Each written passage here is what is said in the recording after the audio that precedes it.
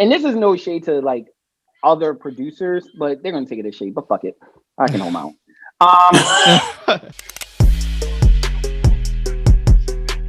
Hey, welcome back to yet another episode of Key and Carry, where we key and we carry. Hey, how y'all doing? I'm Damon, I'm Troy. and we got a special little gift for y'all. Yes. Interviewing the producer of WebLYFE Atlanta, Antar Yes. If you could interview any producer from like any, I guess, major reality television like show, who would you choose? I guess I would say Real Housewives, maybe. Okay. Or maybe the producers for like Drag Race, I guess. Shows that I'm like, that I watch and that I'm interested in, reality shows. Okay. So yeah, probably something like that. What about you? Definitely Bad Girls Club. Even though it's not airing, it's so much tea with that, but I would definitely want to sit down with like a producer from like Bad Girls Club. But like it's so interesting because a lot of those shows go through a series. I mean, obviously there's the main producer, but like they go through like series of different producers. So like the producers of like season 2 aren't the same producers of season 9. Oh yeah, I forgot about that. So I forgot about that. But yeah, I will also maybe want to interview Mona Scott. I don't know. I feel like that's like child, I'm still reeling. the hot boys of Houston T, like crazy. Like, wait till you get to this damn episode. Like, this too much. It is. Like when they split the tea about the threesome, I was like, this is probably why this... Child. Get ready for an interview with Mr. Bush, and we keen about a show that we haven't. Right. Oh, it's coming, people. It's coming. Hey, how you doing? Yeah, how are you? Good afternoon. I am well. Thank you for taking the time to speak with us about the show. Thank you for having me. I'm sorry, who was I talking to? Troy. Yes. Speaking to me. Troy. I wanted to reach out to you guys because when I saw your first review, and I put up everybody's reviews, whether they're not necessarily analytical or not. I didn't even watch the review. Lacey had posted you guys' review. Thank you.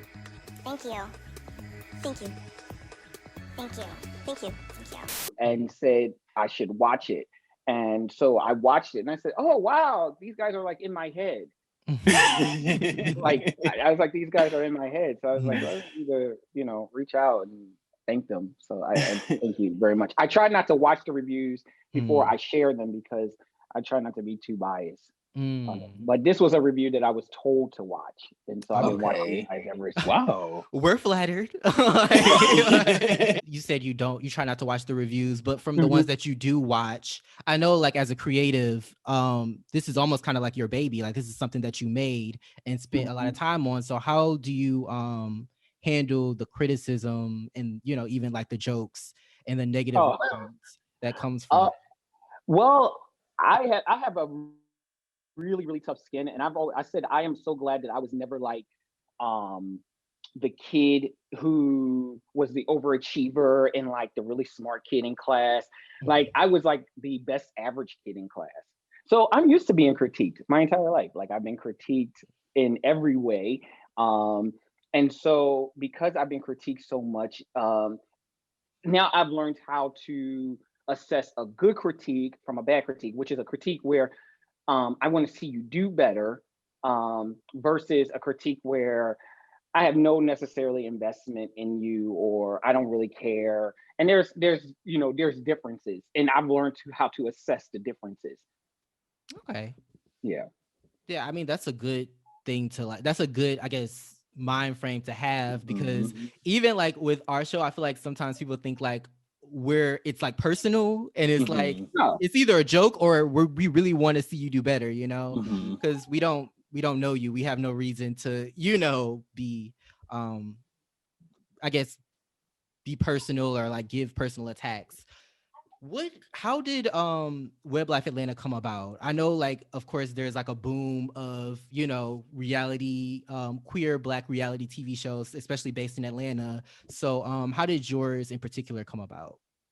Well, I moved to Atlanta to do a web based show. That was one of the sole purposes of it. And my partner had suggested that I needed to do a reality show because I had been doing things for like 3 years. I've worked for a number of folks in the industry in New York, LA. And one of the things that I realized is that you can have a dream, but there has to be a point where you're going to have to be able to like step out on that edge. And Atlanta was kind of like that edge for me. I don't believe in being a struggling artist. So like I definitely needed like some things set up here. And that PP loan, from the last administration really helped in this process with my LLC. So I was like, you know what, let me do this now. And I had been offered, I'm also a college professor. That is kind of like my full-time work. And so it just kind of all like just came together. So I've been down in Atlanta since the beginning of August. Oh, okay. Of the fall semester of last year. So from New York to Atlanta. No, I'm sorry. I say New York because I work a lot in New York, but Philadelphia. I live in Philadelphia. Oh, nice. I lived in Philadelphia. Philly native. What do you teach as a professor? African American Studies and Afro American policy, health disparities. Yeah. So I teach all that. Anything with blackity black. Yes. I wanted to do a reality show. Mikey Mikey and I were already doing work together, doing like pop culture stories. And I was kind of like telling him I wanted to do a show around dating in Atlanta. That was my premise. And he was like, and I was like, I'm having a hard time finding some folks. And then he pitched another idea about doing this thing around web stars. And I said, well, that's good. But I got to make it like I always have to have a social justice angle to everything.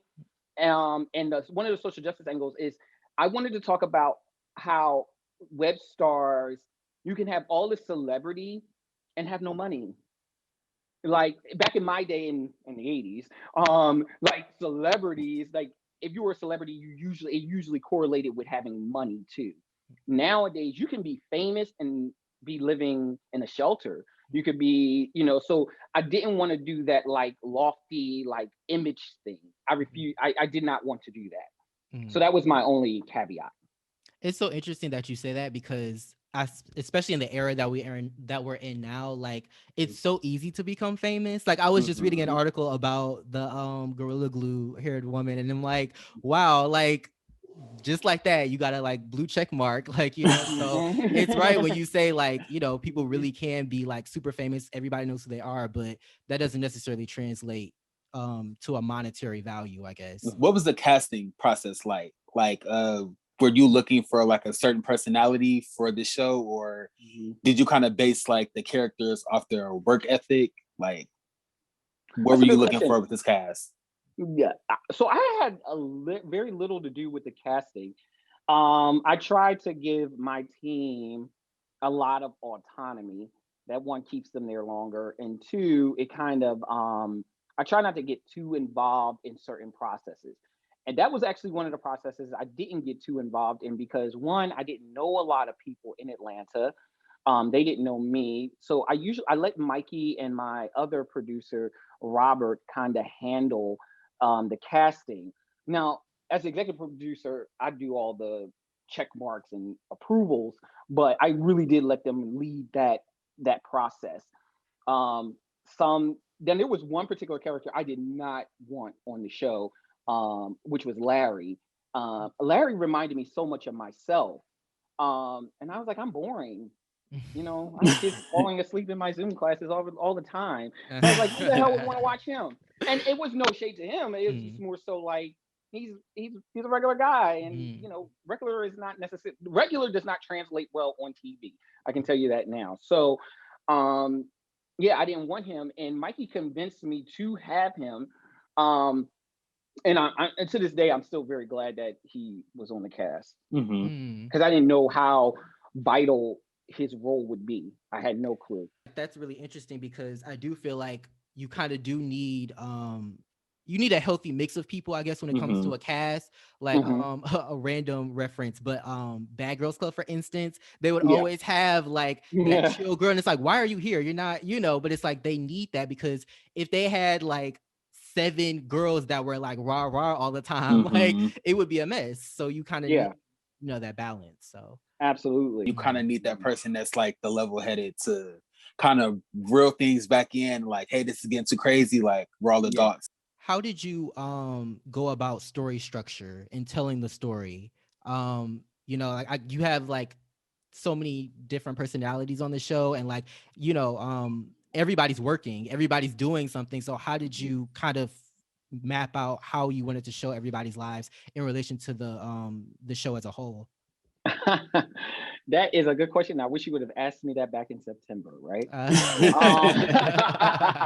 So I am a storyteller. I started off as a writer. I started off as a writer, but it's so weird. One of the crucial things I did not do in this process, because I had never did a reality show. This was my first attempt. Usually I do everything in studio, recording, like everything is kind of like set in stone, similar to what you guys are doing now.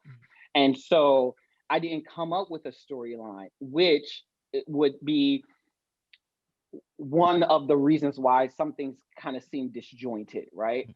And so when I realized, oh, even documentaries, everything kind of has to have a storyline, I went back to the drawing board, and I went back to my filmmakers group, and we were like, okay, this is what we need to do to tweak this.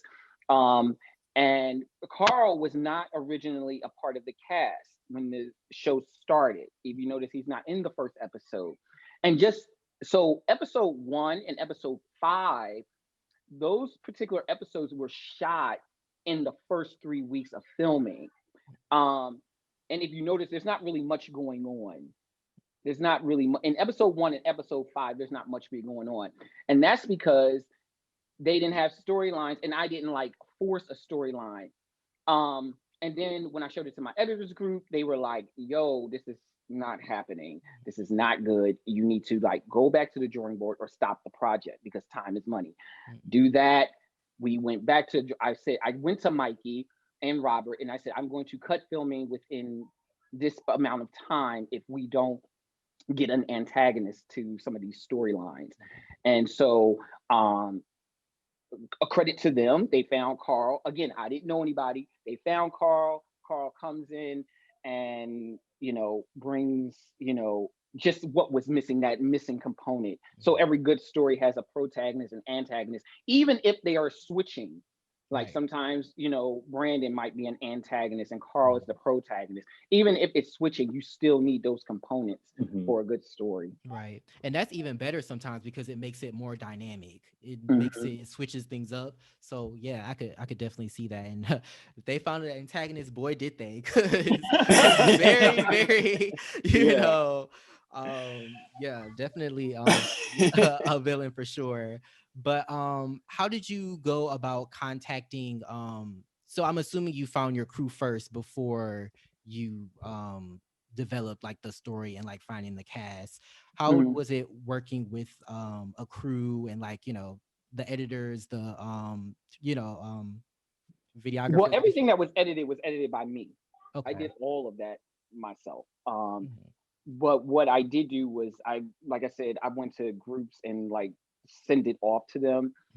Some of the mistakes that folks were seeing in the editing process when it was uploaded on YouTube, like a lot of times if you don't really understand like some of YouTube stuff, and you don't have these like $10,000 computers that CNN or ABC or NBC have, it could take like days to upload certain content. The rendering may not be happening enough in time. So there was a lot of or someone would give me a music, some of their music, and it's not properly copyrighted. So I'd have to pull that. So there was a lot of that. And really that was because I was new to the reality show process. So a lot of those mistakes you see is just because that was my first time doing a reality show. If this was a sit down interview, you wouldn't have seen half of those mistakes because I know that process. And working with a crew was really good. I'm a tyrant. I'm very I'm tough. And I tell people that all the time. I worked with Ava DuVernay, I worked with Spike Lee, and I say if you could come out with working with those two alive, I mean, and then I went to work for Tyler Perry, and it was like a totally different experience. It was like Google. Working for him was Oh. like working at Google. It's like relaxing and stuff like that. But you work at Ava DuVernay, he's like boom, boom, boom, boom. Yeah. Spike Lee, boom, boom, boom. Like Yeah. it's a tight shit. And Mm. so they weren't necessarily used to that type of work ethic from me. Mm. And so that in Atlanta it's a little different. I think you guys are from like Chicago and Detroit. Mm-hmm. Yeah. So Yes. it's a different type of hustle up north than it is Yeah. down here. It's very laid back, very relaxing. But I wasn't coming down here with that. I was coming with a timeline, and I was very tough on them, on the production team and cast. And in the end, you see how that all played out, and I was very unapologetic about it. Mm-hmm. You can't, because you're giving your time. So Right. And like you said, time is money. So yeah. you know.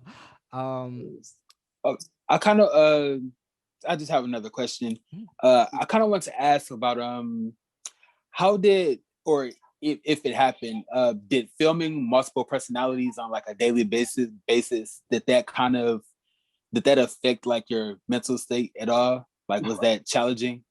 Good question. That was a great question. Yes, yes, it did. Um, because sometimes one of them, somebody would be having a bad day, and sometimes somebody would be having a good day, and so so depending on their mood, like I would feel that. And I am a therapist. That is, I study clinical therapy. That's what I do. And so when it would be those moments of conflict, and I just kind of have to like sit back and just kind of let it play out, that would be very challenging because I would find myself innately wanting to step in and help and do Mhm. something, but I couldn't. And that was really challenging at times. That's interesting that that you took that approach, because Damon and I, we reviewed a show a couple of months ago where there was a scene and it got very chaotic, and there were a lot of just derogatory terms thrown around. And Mhm. after that episode, we spoke with the producer of that show, Mhm. and he said prior to that, like he didn't do like I guess he didn't know how to handle his cast members when they were, I guess, having a bad day. So after that situation happened, he started to do like mental health checks just to see Mhm. like, just to make sure his cast was, just to see how they were doing that day, because that whole scene Yeah. was just extremely heavy and it affected the cast and the fans as well. So I just Mhm. think that it's you being a therapist and also a producer, kind of having two kind of different mindsets. I think Yeah. that's just interesting. Yeah, it's also you also have to. It's kind of like I told some students of mine. I said it's also like being in like Natural Geographics, right? So like if Carl and Brandon or Carl and Mikey or anybody is going in on somebody, right? Hmm. You want the deer sometimes to get away from the lion. You want the deer to, but sometimes the deer has to get eaten in order for the lion to survive. So they might be going in, and it might be um but in order for this show to survive, sometimes I had to kind of like let that play out, even if I Hmm. thought it was going too far. And then I would just do a check-in afterwards. But sometimes just kind of stepping back because I can't be a babysitter. Right. right. Yeah. How did you go about filming people's filming I guess their work or things like that? Like did they contact you and say, "Hey, I have this Hmm. event," or okay, cool. Yeah. So that's exactly what they would do. They would contact me and they would tell me, "Hey, I got this event." And one of the first questions I would say is, "Okay, what would be the point of me coming to your event?" Hmm. Because me coming to your event and filming you at your event is not good enough for me to lug all this camera stuff, get another sound guy or get somebody. Hmm. Like that's not enough for me to come out. You have to say, well, Carl's going to be here or Mikey's going to be here and we're going to be talking about this that happened here. And I say, oh, okay, you got the storyline. Okay, I can come film that. That makes more sense. And using really the web life stuff is really the backdrop to more of their personal lives. Mhm. That's really what it is. So if um uh the last scene of the season where Carl has his performance, that is his performance, but the backdrop is that Brandon is coming to support him, right? That's the storyline. And showing his hustle. So I try to always get them to think like Antar is not coming out and getting a team just to film me. That Right. is never going to happen. Not with me. This is not a Mhm. documentary. Right. It's got to make some sense, you know. Yeah. But I know we just talked about dealing with people that may not be in the best headspace to film. Hmm. Later in the season, we find out that Carl lost someone very important to him, and Hmm. it obviously had an effect on his mental state. Can you talk about how dealing with that and dealing with him and filming? How did that work? Well, I didn't even know that until that day. Carl is really good at, playing, being level-headed and very professional. And I wish I would have known that because I don't think I would have done that Mm. that day. But he didn't tell. I didn't know. Um, I did know about his friend dying, but it was kind of like, how people like other folks will send you texts and you're like reading it. It just got kind of lost in the sauce. And then he comes and I was like, wait a minute, I did hear about that. Mm. Like, so yeah, it was just a lot going on. But I loved that that was as real as reality gets. That moment was really real. I couldn't have asked for a better show that day. I Yeah, that was I couldn't believe it. And I think one of the mistakes I made with that one is people interpreted that that's why Carl was mean to, or not mean, but like um uh coming at Brandon. That's how Mm. people interpret that. Um that's not like he said his mother had died a year prior to that, and that his boyfriend the boyfriend his boyfriend at the time had died that week. Um so he had time to process with his mom, and the boyfriend had just died, so all of that was irrelevant to the Brandon story. But Right. I could see how the way it was edited, people got that interpretation. Hmm. You wouldn't know this, but we actually interviewed Carl, and that'll be out soon. But Uh, we were talking about their beef, and it's just so funny because like you can tell like Carl is obviously coming for Brandon, like, and it's mhm, supposed to be kind of like a tennis match almost, like Mhm. I'm gonna mhm. say it's you, but it just seemed like Brandon wasn't like going as hard, so it just kind of seemed like uneven, if that makes any Mhm. sense. No, no. So I compared it to shadow boxing or slap boxing, right? Mhm. Where you're shadow boxing or slap boxing and somebody shadow box or smacks you a little too hard. Mm. And it's like, oh shit, now this is real now. Like, oh, we're not playing no more. Mm. And I think that's what was kind of happening in a lot of stuff, where they were shadow boxing and then Brandon would just get smacked really hard Mm.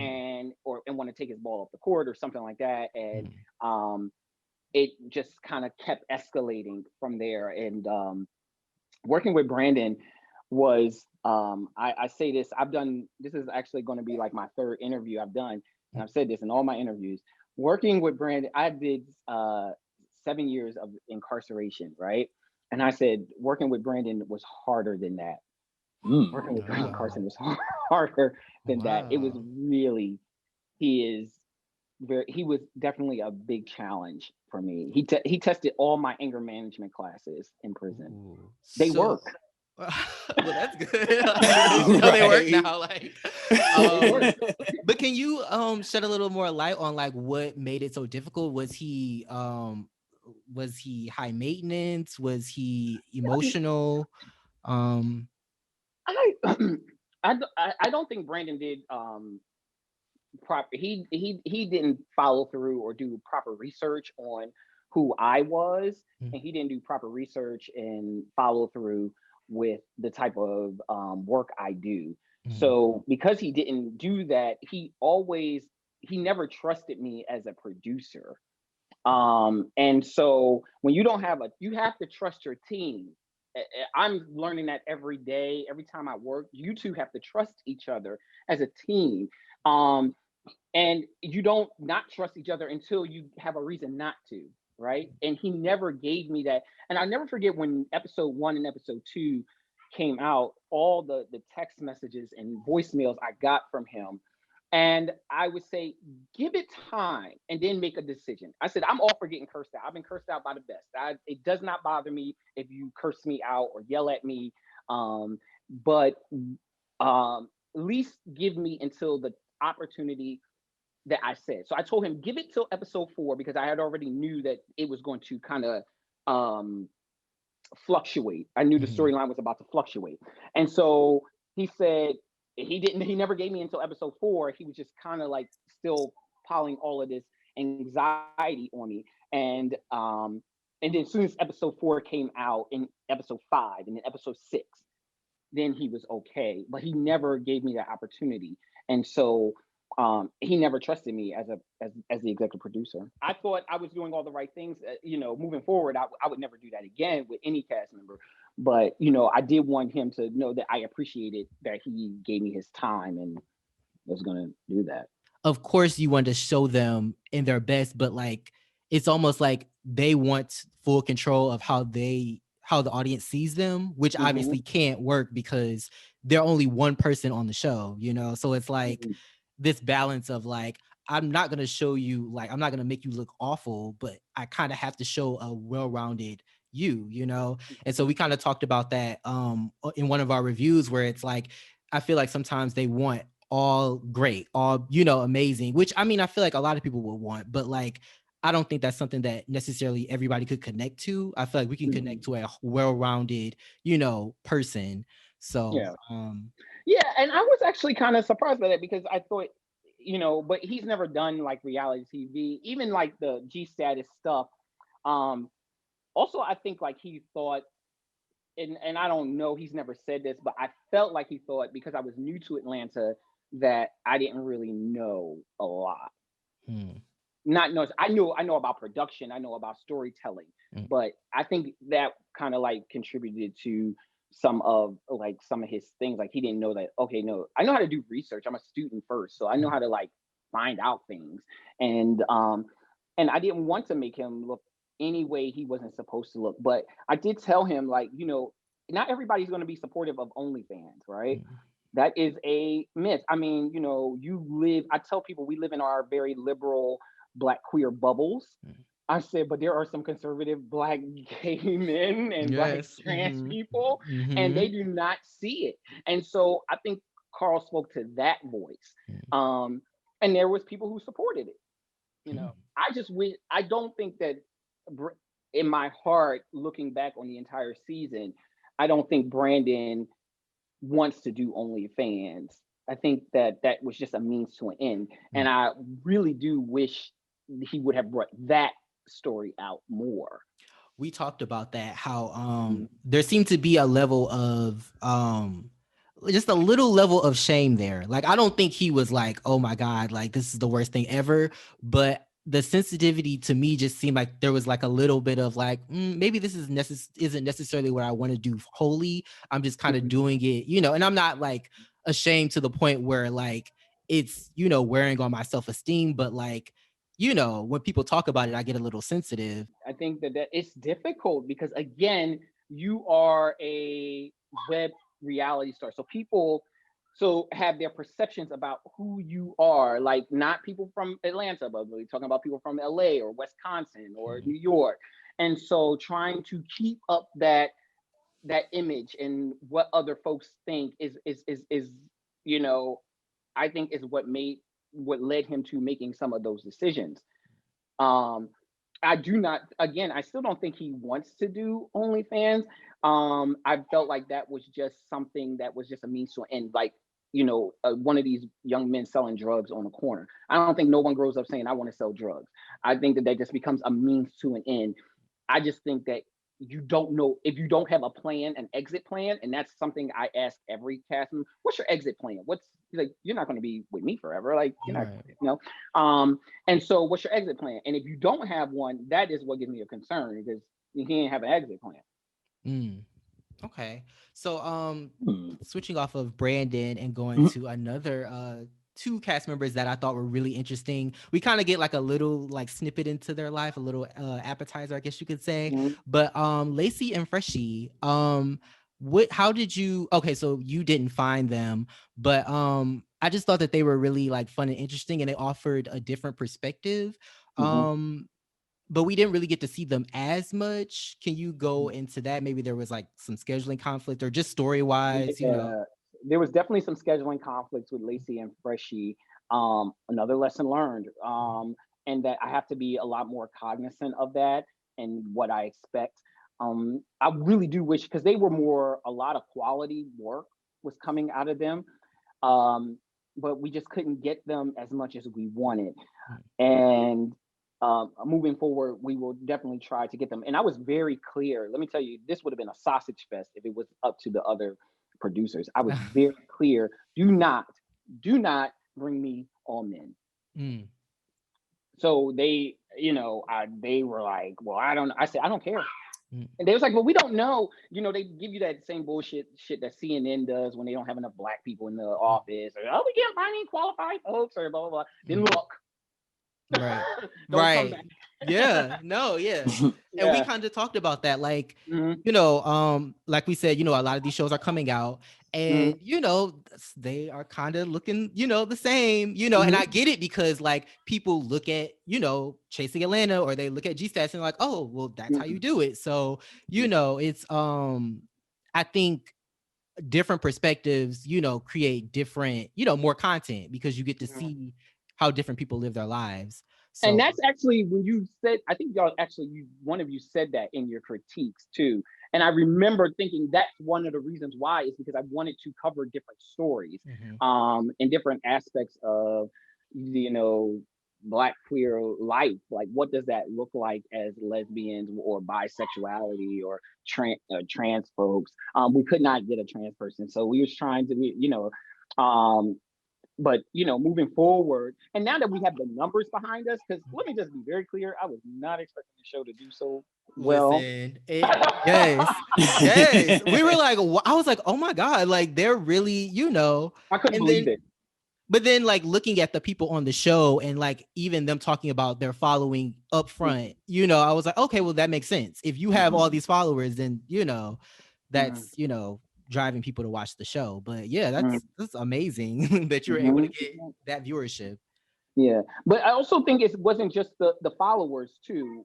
So it's a combination. It was so many different things that were happening. It's the storytelling. It's their followers. It was them, giving good, creating good content, and it was just this this orgasm that just kind of happened. This creative orgasm that just happened, and we all met at the right time. You guys were also consistent. Like, I feel like consistency plays like a really big part in the show overall. That's New York training, man. That's that New York training. One of the biggest things, when you take like these YouTube classes and all these social media classes, the number one rule is be consistent no matter what.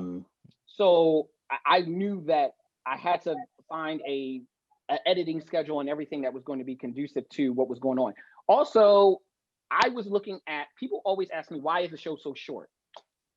Why is the show so short? Y'all on YouTube, so you know about the average watch time, right? So you can have a show for an hour, but I would actually like to challenge those other producers and see their average watch time. So you can have a show. I could have had the show for an hour, but I guarantee you my watch time would have been 30 minutes. Yeah. I create a show that's 25 minutes. The reunion was 58 minutes. The average watch time was 45 minutes. So 15 minutes of all of that reunion was never even watched by most people. The average watch time for WebLYFE is 30 minutes. The average watch time for the show is like 20 to 25 minutes. Okay. Yeah, I like a concise story. I feel like sometimes people will like keep it going. It's almost like they don't know when to cut. And like for me, because I'm an editor, I know like this is too long. Like you have to, cut it up to where it's like, Okay, I can see that you guys are editors, because a lot of the stuff you guys do in your stuff, I was like, okay, yeah. You're going for the joke. I can tell you're landing that joke. I just wanted to know your, I guess, expectations for going into season 2 versus the expectations you had for season 1. So yeah, that's a good question. I get this question just about every damn day. Season one was a data-based season. It was data-driven. I wanted to get numbers, numbers, numbers, numbers, numbers. So I was a numbers guy. Season two is going to have definitely more complicated stories, more complicated issues, bigger, not just production-wise, but bigger like settings and I've been building relationships in Atlanta to like have certain places. I can get in places to film that other folks cannot get in places to film. One, because of my background and my business background, my academia background. So like I'm able to like maneuver into certain spaces. And I'm hoping that me being able to maneuver in certain spaces will allow and get other folks to be able to maneuver in those certain spaces. I do not hoard creativity because I'm good. I'm not worried about like yeah, you can use that space because you're not going to use the space the same way I'm going to use it. It's a lot of hoarding Yeah. and spaces. We can't do that. That's slave mentality. Right. And speaking of producers, do you is there a connection? I mean, because you are the first producer that we've interviewed. So is there like a connection with like the other shows, or is it just like you guys do your own thing and you know? Oh, we definitely talk. Okay. I think I'm like really one of the only producers who do interviews. Mhm. And that's because, and this is no shade to like other producers, but they're gonna take it as shade. But fuck it, I can hold my own. Some of them do some shicey shit. Mhm. Some of them do. Like I can understand the trauma that Brandon or Carl or Chris or Larry, any of the trauma that some of them have had with other production companies. I get it because that is what they experience. So when they come at me or say something crazy to me, I'm like, okay, no, they're not talking to me. They're talking about that other production company, and they're projecting that onto me. Right. And so they do some shicey shit. So it's kind of hard to do an interview when when you haven't done your cast right or done something, ethical. I know I was totally ethical about this process, so I don't care. I tell folks, ask me whatever you want. Okay. Yeah. So going to the reunion, we see that it went a little left. So but Yeah. how okay, I so loved it. No, you said you loved it I loved it. for the mess. No. Yeah. But we kind of end on Carl kind of, I guess, going on a rant about like, I guess the questions being directed toward Brandon and like, even, the viewers have this joke about it being Brandon and friends. Do you kind of like agree with what Carl was saying, or did how do you feel about Yeah, I did, and that's unfortunate because I don't really try to. I don't take sides. People know that about me. Like I'm like, don't put me in it. I try to really, really, really stay neutral. Even when they come and complain to me about each other, producers complain about other producers, cast members complain about other cast members. I'm like, all right, well, you just, we'll figure it out. You'll navigate through those feelings, and sit in that discomfort. That's what your therapist would say. But with that particular situation, it was really on the host. So I picked a bad host. I can Okay. sit in that. I picked a bad host, and I usually don't make a lot of bad decisions, but that was one bad decision I made. And the reason why I chose him as a host was because if you look at the YouTube channel, I've worked with Rashad Walker for months prior to. I knew that this was a high threshold item, so I didn't want someone who had worked with me for the first time to do something of this magnitude. Right. And I did not expect, I thought, okay, I've worked with Rashad. He knows how to handle it. He knows exactly what I want. He knows how I am. And then he gets on camera and he was just kind of like mesmerized by Brandon. And so you don't see a lot of that because you cut and make it look pretty and stuff like that. But I'm in the back because I'm looking at the feed because I'm not in the same room. I'm in a whole different part of the house, the home that we're filming in. And I'm looking at the feed and I'm yelling, what is he doing? Why? He continued to keep asking Brandon question after question. And there was actually one point where, I don't know if you saw it, I actually kept this in because it's the point where I knew everything was going to go left. Brandon goes, let me get 30 seconds. Brandon says that. And the host goes, okay, 30 seconds. And I was like, I literally could have taken the monitor and threw it. That's how angry I was. Because at the minute that happened, I knew that he was going to have to give Carl 30 seconds. Because now Carl's going to ask for 30 seconds. And sure enough, that's when it happened. That's when it happened. And I said, oh my God. So, and that's when I knew. I was like, it's over. We had been filming at that point for 3 hours. So I can see, I mean, I'm and sure it was like majority of Brandon. Now, it didn't look like that in the last, but if you would see the raw footage, it was question after question going towards Brandon. And it was terrible. It was terrible. But that lies on me. I always say OUTPour begins and ends with me. So if it happened, it happened on my watch. Did any of the other castmates share the same sentiment, or was it okay? Yeah, so they all shared the same sentiment, just Carl shares it differently. And I so got it. That's one of the reasons why I came out. So I said, all right, he's mad. He's upset. He's pissed. So let him at least direct the anger towards the person he's really pissed at. So that's why I come out, is because I say he needs to direct his anger towards the person he's really pissed at. Because even though it's the host that made the mistake, I'm still responsible for that. Okay. Yeah, because I like at first, because I never know, like I always thought that the producers give the hosts, questions, or they come from like YouTube or something. Yeah, like so like I didn't know if he had came up with them or if like you guys gave him the cards to, ask these questions. So it's interesting that you kind of speak on it and like kind of clarify what's happening. But yeah, Brandon is he can charm, oh God, a fish out of water. Like he's extremely charming. Like I'm surprised. I'm really surprised he's not a lot more successful. As good as he talks and like kind of maneuvers. Yeah, I will say that I do feel like he kind of has this personality where he kind of like I don't even know how you would describe it, but I understand what you're saying. It's very he's a bit pretentious, but he's very charming. He's like, Troy, your beard. Oh God, your beard. It's just amazing. Like I really need to do that with my beard. Like, what do you use? And like people engage you, and before you know it, you're just like this. I love him. But the good thing is I have a PhD in bullshit. So is that I'm able to decipher that. So that doesn't necessarily impress me. But if you're not aware of it, then you could get sucked into it real quick. I literally watched people get sucked into him. I'm like, damn, he's good, man. As someone who just curious, as someone who has worked in like New York, do you see that personality a lot?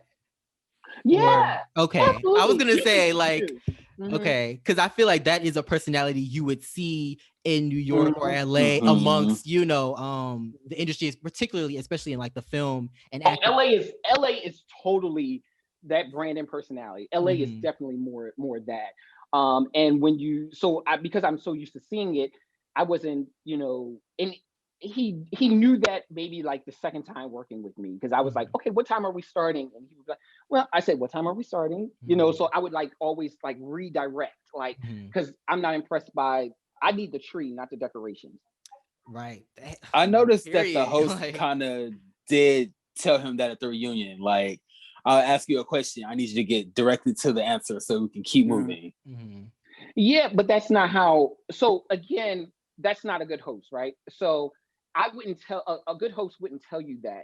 A good host would just be like, okay, all right, you didn't answer my question. Let me just move on to him. Okay. Yeah, it was like you were giving, like, you're not gonna, like, Wendy Williams is not gonna keep giving you opportunity. If you're not gonna answer the question, fine, let's just move on. Right. Because other folks are sitting here waiting. You have first we only have 4 people out of the 7.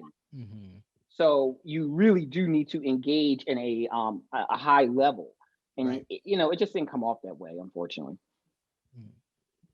Okay. Can I ask like how you met Mikey? Did you meet Mikey before moving to Atlanta, or did you guys meet once you were like once you got to Atlanta? I met him once I got to Atlanta, but I had always been familiar with Mikey's blog and website for years. One of the things I quickly realized with working with Mikey is that although he's a great writer and journalist, and he does a lot of good stuff as far as that, he was not like the best organizational person or operations person. So that was one of the things that I quickly realized. But I'm a fast learner. So once I notice something about someone, I don't necessarily point it out to them. I just give you different tasks to do. So when I noticed it, just like with the brunch was supposed to be a totally different scene. That did not turn out exactly the way we thought it was going to turn out. And instead of, getting mad, I was just like, all right, how can we do this? Mikey came up with some story ideas and we made it work. But after that particular incident, I stopped utilizing him in that particular capacity. So you just learn, people's strengths and weaknesses, as you go along. Okay. What was it like filming his Halloween party? Like when he was once he passed out, was it hard for you to kind of keep your composure during that whole scene? No. Actually, I was very excited. It was like watching the deer get eaten by the lion. Like you gotta, again, separate yourself. So, it's weird. Me and Mikey got into an argument about that the next day. So when you have an objective, so my objective every time I go out and film something is to have a great show. That is the objective, is to get great footage and get a great show. So if that happens and you have a team of 4 that you're paying and you're trying to navigate all of this, I had nothing to do with that Halloween party. We're just there to film a story, right? Okay. And I didn't know at that time he was anxious because I'm dealing with my other stuff. So he was a little upset. He was definitely having some issues, but I wasn't even able to focus in on that.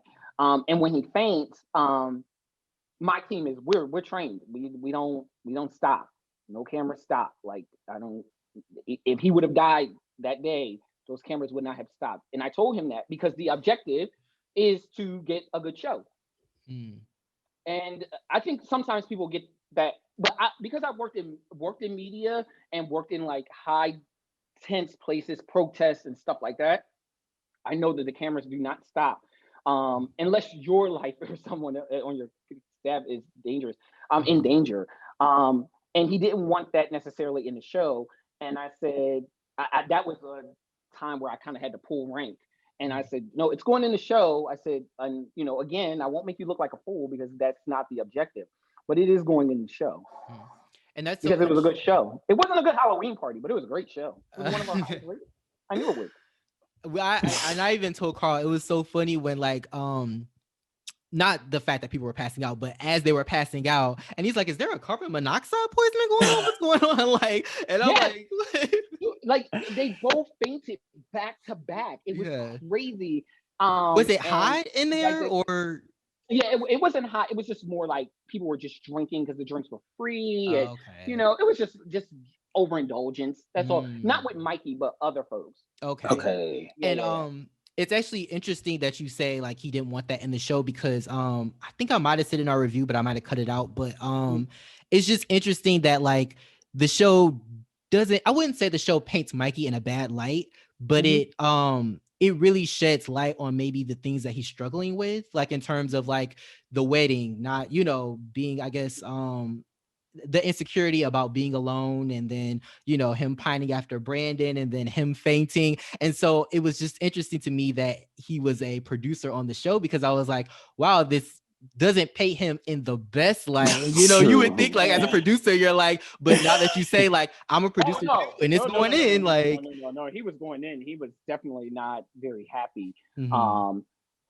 But at the end of the day, I think we go in it with two different objectives. He went into it wanting, at that particular point, he understands it much more now, but he went into it, and that's why you have to have people with experience, is because he went into it thinking, I want people to see how great of a Halloween party I want to throw. That was his goal.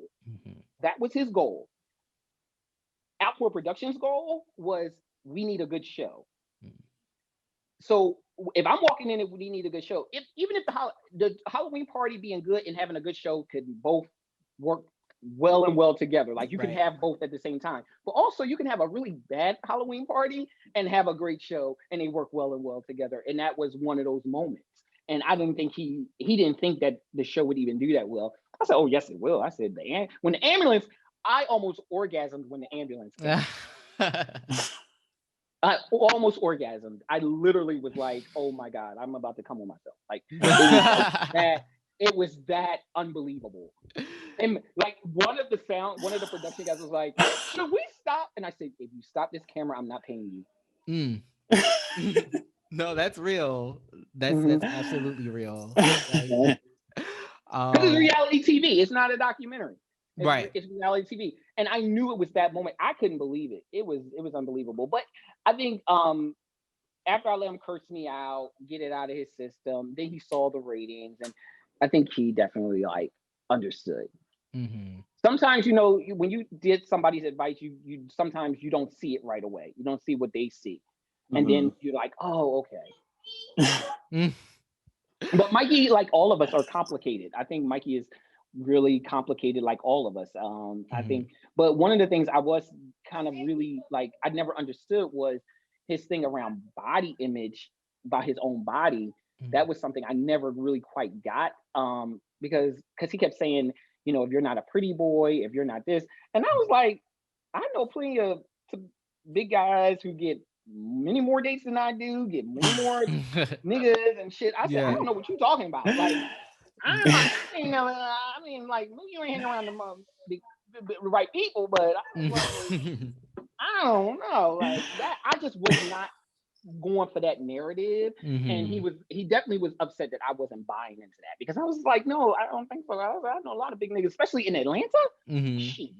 Even Carl said that. Carl was like, I mean, I'm not that much smaller than you, and they be in my DM. So I'm like, yeah, it's really that confidence. You really have to have, So I think that was one of like, that was definitely a conflict we were having because I was not like certain narratives I was not putting out there, and I was just like, no, I'm not going for that. And I heard that you had questions for us. Yeah, I got some questions. How did you guys? So I Lacey and Freshie told me about you guys. So have you done like work with them? I was just curious about that. No, we literally put out our review. I saw that the show was on, and we kind of caught it late, so we just did like a mid, like a whole compilation review. And yeah, we put it on our Instagram, and either she saw it from there, or I think somebody else shouted us out. And yeah. I was just really I was so surprised because I did tell somebody, I was like, wow, it's like these two guys are in my head, and you guys gave really thought-provoking things that actually triggered me on how I think about season 2. So that was one of the things I wanted to like definitely like reach out and say that. So thank you for that. And how did this happen? How did this so how did this happen between, because one of you in Chicago and one of you in Detroit, right? Yeah. So here's the thing. No, so I'm originally from Detroit as well, but like a year ago I moved to Chicago. But during the summer, we were just both kind of bored, pandemic, and he hit me up like, I want to do something, like, I'm kind of bored. So I'm like, okay, like, well, let's, like make a show. I love to edit. I'm an editor by trade. I went to school for digital media and television. So that's like my thing. So I was like, anytime I can, edit and like do something that I love, like, and kind of like make content from it, like, let's do it. So we both watch these shows, and we like them. We have opinions. Even before we did this show, we would talk about the shows and how we felt about them. So that's kind of where it came from. Yeah, we need more critics. We need more healthy critics too. So I think that's the difference.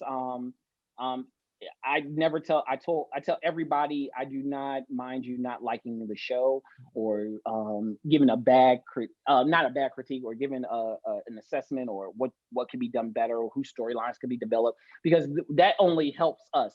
I think one of the issues a lot of times in Black queer spaces, like I've heard people say, oh, this is trash, this is horrible, and I was like, well, that doesn't really help. that's not helping. Right. Not really helpful, as a We've professional, also received comments like that where it's like they would yeah, say that's not something helpful. and it's like, well, elaborate. I'm Yeah, I'm willing to talk um, with you, like, yeah. I take this very seriously. So Hmm. when I hear good critiques, I'm like, okay, I could take that. And again, they said being able to decipher. I honestly, I tell people, and I say this all the time, when Black queer folks criticize each other without thought, it is really to me an act of violence because we have Black heterosexuals doing that and white Hmm. folks already doing that. And Mhm. if we do that to each other, that's just an act of violence. Mm. So I just don't condemn stuff like that. And yeah, I've made a lot of enemies in Atlanta since I've been here for I, for that. hey, Atlanta, it's a I hear it's an interesting place to be because there's so many personalities. People flock there. I guess it's similar to New Hmm. York, where it's like you have all these personalities there. Mhm. So it's yeah, you're bound to Yeah, make but some you, enemies. you know what? You're right. But if you're a bad bitch, you're a bad bitch anywhere. You could put Eh, me like they did put me in the motherfucking Congo yes. in the desert. I'm still gonna be and I'm still be Antar. I'm still be hard to work. I'm still like be drilling you and everything Mhm. because I want to see everybody win. The reason why I have the success in my life is because of the work that I've done, and I want to see other folks get there. I would always tell Brandon, for example, I said I wish I had that much talent at 27. Um, because I'm 40 now, and I was like, if I had that much talent at 27, I could only imagine. The only thing with Brent, he lacks discipline, and I've been saying that. Like, you can have all the talent in the world if you don't have discipline, it means nothing. There's probably Hmm. somebody so much more talented than Viola Davis out there. It's probably a Black actress so much more talented than Viola Davis, Mhm. but Viola Davis has the discipline, and Yeah. but you gotta work at it.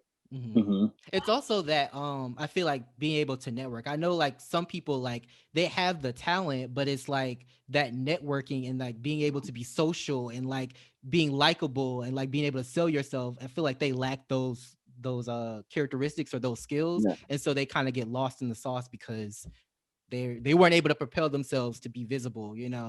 Oh yeah, Um, yeah, I see that a lot down here, and there's a lot of clicks, but I don't do clicks mm, anyway, so I'm always like infiltrating somebody's circle. I will infiltrate everyone. I do that all the time down here, mm, because I need people to know what we do and the work that we do. And I tell people check out Outpour's YouTube channel. There's so much more than just web life. Like there's a true. lot of Hmm. interviews and like stories about Black queer folks that mainstream media will not even touch.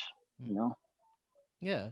And so I know you of course don't want to give really anything away for season 2, but can you give us like a little like something, small that you have in mind for season 2 or Yeah, yeah. So I do. I am working on getting. It is mandatory that we get at least one trans person. I do want two, Mhm. and we are in the works of talking to a trans person. If you've been following our trans stories, we just interviewed a trans man that we are in like it's like a tug of war thing with these like contracts and like getting folks in and out. So I want a trans storyline. Mhm. Also, I want an HIV storyline, Mhm. which is really important. Um, yeah, I want some storylines that will provoke thought. Okay. Okay. Yeah, Yeah, definitely. yeah. I don't want like he said, she said, this like I don't want that's too much.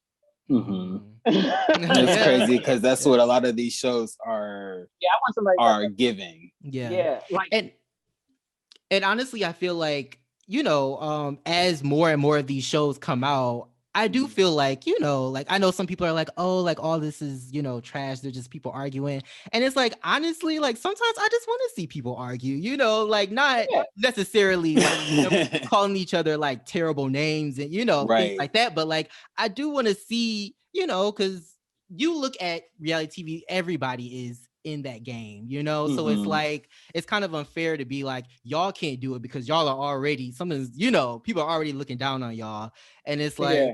well, I mean, We have the freedom to be messy and complicated. right, We are not monolithic. right. Um, and I had to break out of that silo myself. Hmm. Um, So, and that I can get certain messages through feeding folks sugar, and and it's got soul food in it, or like a sugary vitamin or something like that. So that's how I compare it to. Um, and it's a scene in episode 1 where Mikey says prostitutes live in this neighborhood, but yet his best friend is would be considered a prostitute. And I remember Brandon and Mikey were really upset with me for putting that. And I said, the interesting thing is, Brandon, you are not upset with Mikey because that's what he thinks of you. Like, don't reflect that on me. This is your best friend. Right. And I try to get them to think about it on a much deeper level than what because this is what I didn't tell him to say that. And, that's what he said. Right. Okay. Troy, did you have any more questions? Sorry, I keep like deferring to you, but I'm like, I want you to be able to get on. No, it's just I just think Mikey and Brandon have an interesting relationship. It's codependency 101. As a psychotherapist, I mean that is textbook codependency at its best. But I also think they need each other. They bring out the best. The sad thing is they bring out the best in each other, and they also bring out the worst in each other. When they are clicking, woo. I don't know if you saw this, but I said that it's interesting because their relationship is similar to Joan and Tony's relationship from Girlfriends. Very much that where it's like they're very codependent, but it's also low-key toxic. And yeah, I definitely see that relationship. Even with Joan and Mikey, just in the sense of, he's very hardworking, but when it comes to like, his insecurities or like his, I guess romance and things like that, may not be where he wants to be. So I just thought that was an interesting, Yeah, he kept saying like I'm 37 and I'm older than Mikey. And I'm thinking myself, I don't do relationships well. I mean, I'm in a relationship now, but I was like, I don't do relationships well. I'm not married or anything. I have no desire. I don't believe in like all those social constructs and bullshit. I hate Valentine's Day. But so it's like, but I get it because in Atlanta, it's like that here, and so, but I just never kind of bought into that kind of stuff. Okay, well, thank you so much for taking the time to speak with us. Like, we really appreciate it. You gave us so much insight. Yeah, and don't ignore half of what Carl says. Half of what Carl says isn't true, no. No, but I appreciate you guys because we need this type of support, and anything we could do to support each other is I'm good with. Right. Definitely. So, and I will always share it, even if I don't watch it before I share it. So I share it and then I watch it. Well, listen, I may not share it if I watch it first. If we ever say something, it's either no, I wouldn't even or tell it's you. A joke. Like Yeah, I've had some folks go in on me. I was like, oh my god. Like, but I still share. But I always make sure I share it before I. And sometimes I'll be like, oh, I should have watched that one before I shared that one. No, I believe in freedom of the press. No fake news here. So. Right. All right. Well, thank you so much, Antar. We really appreciate it. Thank you. Yeah. Thank you. So, this has been KII CARRY, where we key. And we carry. I'm Damon. I'm Troy. And we're with Antar. And we will see y'all in the next one. Peace. Thank you.